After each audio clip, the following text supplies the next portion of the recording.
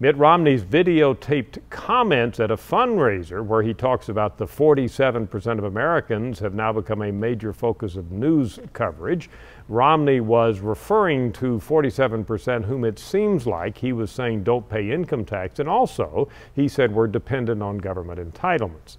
Well, we at Gallup don't have a direct measure where we ask every night, do you pay income tax or not? In fact, that's fairly complicated because you have to differentiate between federal income tax and payroll tax, but we do have income.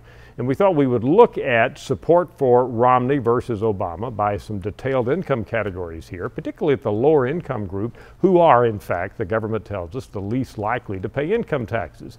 Now, in this low income group, as you see there in front of you, Obama, in fact, does well, but Romney still has a sizable percent of the vote. Our lowest income category we calculate are those who have under $24,000 a year household income.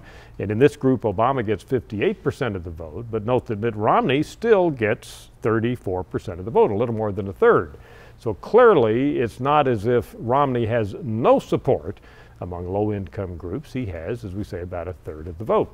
Now let's look at age, because the government tells us that older Americans, particularly those with low incomes, are also a group that has a higher probability of paying no income tax. Here's the data, detailed data by age and support for Romney and Obama. Clearly, Obama does well among younger Americans, and Romney actually does well among older Americans, particularly among 70 to 79-year-olds in this detailed breakout, where he gets 53% of the vote.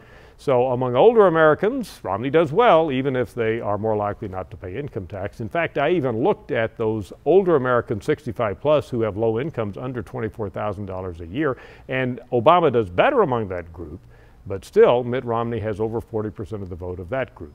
All this by way of saying that no matter how we slice and dice the data, Romney and Obama, for that matter, have support among every group that we look at. So there aren't any segments of the population where Romney, as he seemed to be implying, has none of the vote. I'm Dr. Frank Newport, Gallup Editor-in-Chief.